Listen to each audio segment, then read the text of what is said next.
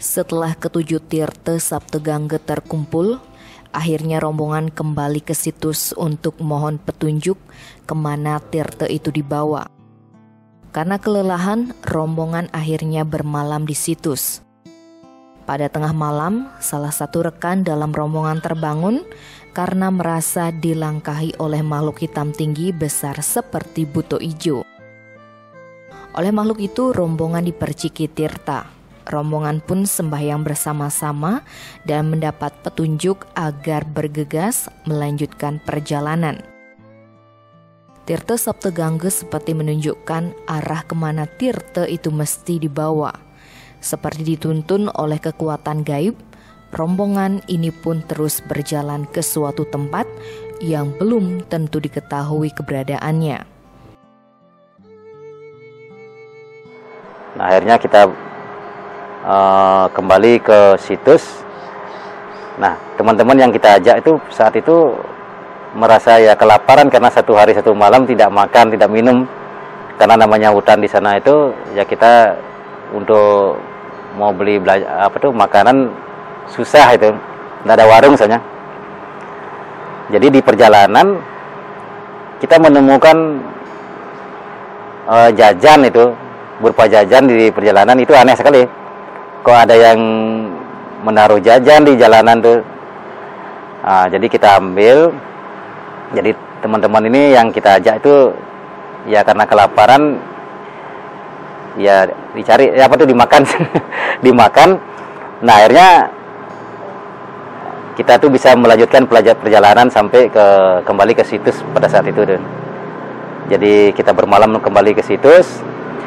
Nah, setelah jam 12 malam itu, nah si Temon ini tidur tuh dilangkahi oleh orang besar tuh. Nah, dilangkahan dia tuh ketakutan. Nah, dilihat orang besar, terus dipercikanlah kita tuh tirta sama orang besar itu. Jadi kita semua bangun karena kecapean pada waktu itu kemarin tuh jalan satu hari satu malam itu. Jadi sangat lelah sekali. Jadi istirahatnya di tanah itu. Nah, setelah bangun kita sembahyang. Nah, jadi tirta itu kita disuruh membawa ke suatu tempat. Nah, kita tidak tahu tempat itu yang mana dituju. Jadi beliau yang mengantar secara gaib. Jadi kita tuh seperti menunjukkan arah itu. Nah, jadi kita kembali ke barat. Sampailah di desa Pondok Asem. Jadi dusun Pondok Asem, desa Kedong Asri pada waktu itu. Setelah berjalan beberapa jauh dari situs, rombongan sampai di dusun Pondok Asem, desa Kedong Asri. Rombongan di-stop oleh Pak Bejan yang merupakan pamong dusun setempat. Salah satu rombongan mengenal Pak Bejan, akhirnya mempersilakan rombongan untuk mampir. Sucita menceritakan maksud dan tujuannya datang untuk mengantar tirta Saptagangga ke suatu tempat yang belum diketahui keberadaannya.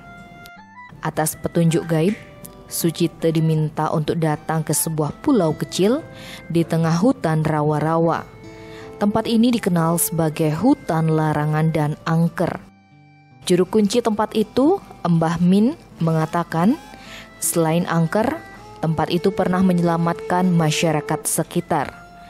Dahulu ketika terjadi perang saudara, masyarakat kekurangan bahan makanan. Ketika beberapa warga mencari kerang, ikan dan kepiting ke rawa-rawa, mereka terdampar di sebelah pulau kecil. Di tempat ini banyak tumbuh umbi gadung yang tak habis-habis. Umbi ini bisa memenuhi kebutuhan masyarakat selama paceklik. Anehnya, ketika keadaan mulai berangsur-angsur membaik, umbi gadung sudah tidak tumbuh lagi. Oleh warga sekitar, tempat ini disebut dengan Gumuk Gadung. Nah, di sana saya tuh di stop sama kepala dusun saat itu dan pamong umat yang namanya Pak Bejan. Jadi kita mampir ke rumahnya. Jadi tujuan kita tuh cuma mengantarkan Tirta ini di suatu tempat yang belum saya tahu tempatnya itu. Jadi tempatnya nanti Tirta ini akan menunjukkan tempatnya di mana. Nah akhirnya di rumahnya Pak Bejan kita dipersilahkan untuk mengasuh sebentar, jadi makan, jadi sambil makan ngopi. Setelah itu baru kita tuh melanjutkan perjalanan ke teluk, di pinggir teluk itu. Nah seperti ini, jadi kita tuh awalnya kita tidak tahu apa tujuannya beliau, kenapa membawa saya tuh sampai ke tempat itu. Jadi saya tanya itu tempat apa tuh sama Pak Bejan, dan waktu itu diantar sama Pak Bejan sama ini siapa namanya ya, juru kuncinya tuh Pak Kasmin, Pak Min ya, Pak Min. Jadi Pak Min mengantar saya.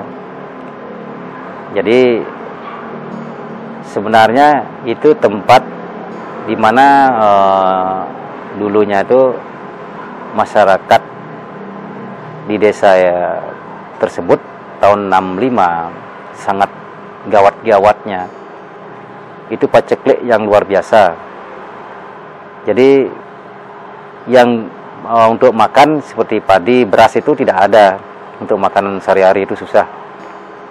Nah, di suatu tempat itu muncullah yang bisa dipakai makan hanya umbi gadung. Jadi umbi gadung itu ditemukan di hutan larangan. Jadi yang disebut dengan sekarang itu gumuk, yaitu berupa gumuk gadung itu.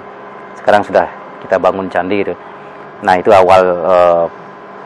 awal perjalanan sampai menemukan gumuk gadung itu. Nah pada saat kita masuk itu jalan belum ada, jadi masih rawa-rawa berupa hutan bakau itu. Jadi kita masuk ke di bawahnya bakau itu kayak seperti apa namanya namanya seperti babi lah itu, menyelusup ke semak-semak itu. Jadi sampai di dalam itu saya terperangah, kenapa kok bisa ada semacam hutan lebat sekali di dalam, berupa gegundukan tanah itu, berupa pulau kecil itu. Nah saya tanya sama Pak Kasnadi, sama Pak Min, sama Pak Pon dan Pak Jatiran pada waktu itu mengikuti saya juga. Jadi ini pulau ini memang sangat angker sekali zaman tahun 65 itu. Jadi sempat masyarakat itu kelaparan. Pulau inilah yang memberikan umbi gadung. Jadi umbi gadung itu dicari sama masyarakat, dipakai untuk istilahnya makanlah, untuk makan sehari-harinya. Tapi setelah dicari kembali, umbi itu tidak ada, pohonnya pun tidak ada. Jadi menghilang secara gaib itu. Nah di sana sering ditemukan jadi ular besar sekali, ular kendang, ular kobra, dan macan putih. Nah itu sering muncul di sana tuh.